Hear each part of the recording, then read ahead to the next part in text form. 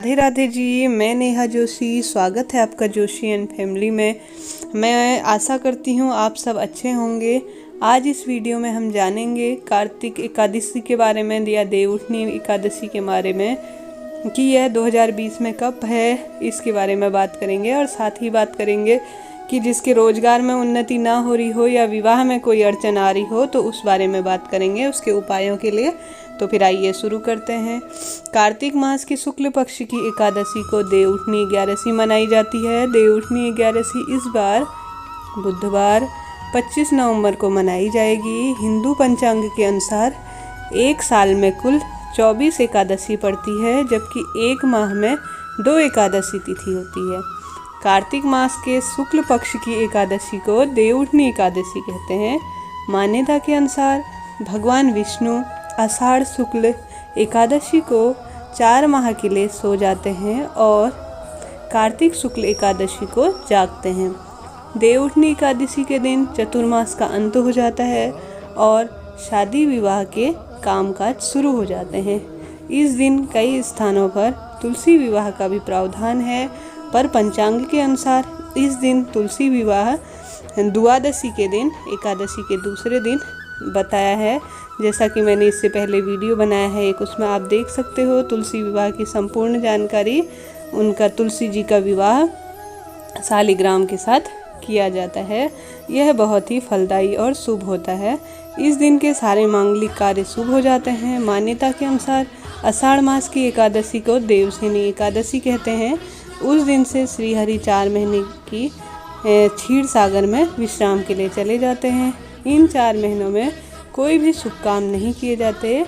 वहीं देवउठनी एकादशी के दिन से घरों में फिर से मांगलिक कार्य प्रारंभ हो जाते हैं। इस मान्यता के अनुसार धर्म ग्रंथों के अनुसार भाद्र पक्ष मास की शुक्ल एकादशी को भगवान विष्णु दैत्य शंखासुर को मारा था। दैत्य और भगवान विष्णु के बीच लंबे समय से युद्ध चलता रहा। युद्ध समाप्त होने के बाद भगवान विष्णु बहुत ही थक गए और क्षीर सागर में आकर सो गए और कार्तिक शुक्ल की एकादशी को जागे। तब देवताओं द्वारा भगवान विष्णु का पूजन किया गया। जैसे कार्तिक मास के शुक्ल पक्ष की इस एकादशी को प्रबोधनी एकादशी या देवउठनी एकादशी भी कहा जाता है। इस दिन एकादशी के दिन तुलसी विवाह की भी परंपरा है। तुलसी का भगवान शालिग्राम के साथ विवाह किया जाता है। इसलिए माँ लक्ष्मी से श्री हरि विष्णु बोले कि जो भी मेरे इस दिन उठते और सोते टाइम पूजन करेगा, जब मैं सोता हूँ और उठता हूँ, उसके घर पर मैं स्थायी रूप से वास करूँगा। इसीलिए इस दिन से पूजा पाठ का चलन है। देवउठनी एकादशी का शुभ मुहूर्त जान लेते हैं। एकादशी तिथि का आरंभ होगा 25 नवंबर 2020 बुधवार सुबह 2:52 से। एकादशी तिथि की समाप्त होगी। समाप्ति 26 नवंबर 2020 गुरुवार सुबह 5:10 तक। इसलिए इस दिन बुधवार एकादशी का प्रारंभ इसलिए 25 नवंबर को ही देवउठनी एकादशी मनाई जाएगी। देवउठनी एकादशी पर से ही सारे शुभ काम बंद हो जाते हैं। देवसेनी एकादशी पर जो देवउठनी एकादशी से शुरू हो जाते हैं। 4 माह के दौरान ही दिवाली मनाई जाती है, जिसमें भगवान विष्णु के बिना ही माँ लक्ष्मी का पूजन किया जाता है। लेकिन देवउठनी एकादशी पर भगवान विष्णु को जगाने के बाद देवी देवताओं, भगवान विष्णु और माँ लक्ष्मी की पूजा का प्रावधान है। इससे ही देव दिवाली के रूप में भी जाना जाता है। इसके साथ ही माँ लक्ष्मी घर पर धन संपदा और वैभव की वर्षा करती है। पूजा विशेष का महत्व बताया गया है। अब जान लेते हैं कि हमें किस तरह से पूजन करना चाहिए। सुबह प्रातः उठकर नहा धोकर इस दिन गंगा में स्नान का विशेष महत्व है। वह संभव न हो पाए तो गंगा जल पानी में मिश्रित करके नहा धो के पीले रंग के वस्त्र धारण करके भगवान विष्णु के लिए पूजा आदि का शाम को प्रावधान है, इसका जो शाम को करनी चाहिए। घर पर साफ सफाई करके भगवान विष्णु के पग चिन्हों को बनाना चाहिए। साथ ही बंदरवार और घर की सजावट करनी चाहिए। इस टाइम जो भी फल फ्रूट मिलते हैं, मौसमी फल, सीताफल, बेर और कलाकंद वगैरह जो भी मिलती है, शकरकंदी और जो भी फल फ्रूट, इस दिन पीले रंग का विशेष रूप से चुनाव करें जहाँ तक संभव हो सके। और साथ ही श्री हरि विष्णु और माँ लक्ष्मी की एक साथ पूजन करना चाहिए और लोकगीतों को गाकर पूजन करना चाहिए। इस दिन तुलसी विवाह का भी विशेष महत्व है, जो कि कई जगह पर एकादशी के दिन किया जाता है और कई जगह पर द्वादशी के दिन किया जाता है।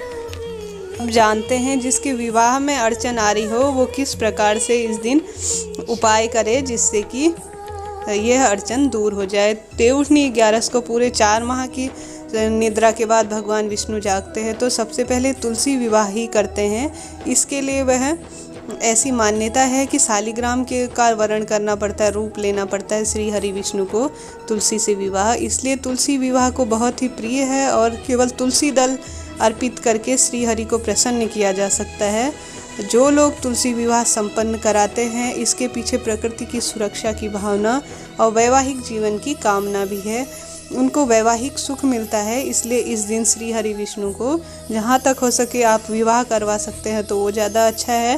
और नहीं हो पाया है तो आप श्री हरि विष्णु के चरणों में केवल तुलसी दल अर्पित करके शीघ्र ही विवाह की कामना करनी चाहिए।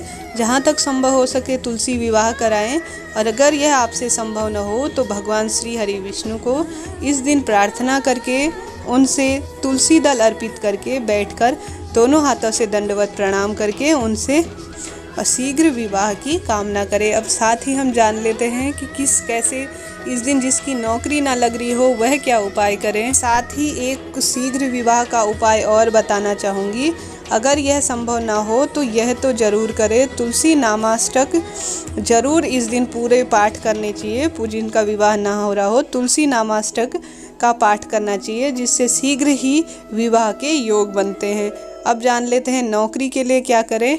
जिनके नौकरी में दिक्कत हो रही हो वह नौकरी पाने के लिए सूर्य देव को प्रसन्न करने के साथ ही भगवान विष्णु को भी प्रसन्न करें, और नौकरी में सफलता मिलती ज़रूर है इस दिन अगर इस तरह से हम करते हैं।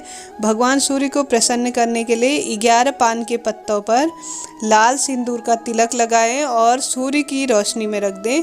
एक दीपक जलाएं, दीपक घी का हो, तांबे के बर्तन में गुड़ घोलकर सूर्य को चढ़ाएं और कहें ओम नमो भगवते वासुदेवाय। इन मंत्रों को जपते हुए पत्तों को तिजोरी और अलमारी में रख दें। जैसा कि मैंने कहा सूर्य देव को प्रसन्न भी करना जरूरी है इस दिन, और साथ में भगवान विष्णु इस कार्य को करने से अत्यधिक प्रसन्न होते हैं। तो मैंने जैसा बताया आप उस तरह से कर सकते हो। साथ ही इस दिन जितना हो सके 5 या 8 घी के दीपक जरूर जलाएं, जिसके कि नौकरी के योग बनते हैं। कुछ सरल उपाय थे शीघ्र विवाह और नौकरी के, जो आपके लिए बहुत ही फलदायी और शुभ होंगे। जहाँ तक हो सके तुलसी विवाह कराना चाहिए, और भगवान को तुलसी बहुत प्रिय है, इसलिए इस दिन तुलसी दल भगवान को अर्पित करना चाहिए। यह नौकरी आदि में जो भी आपकी बाधा बन रही हो उसको दूर करते हैं। और साथ ही जिनका नया घर बना हो इन दिनों, वह अपने घर में तुलसा जी इस दिन ज़रूर लगाएं लेकर, और साथ ही आंवले का पौधा भी जरूर लगाएं। यह काफ़ी फलदायी और शुभ होता है और सारे कष्टों को दूर करने वाला होता है।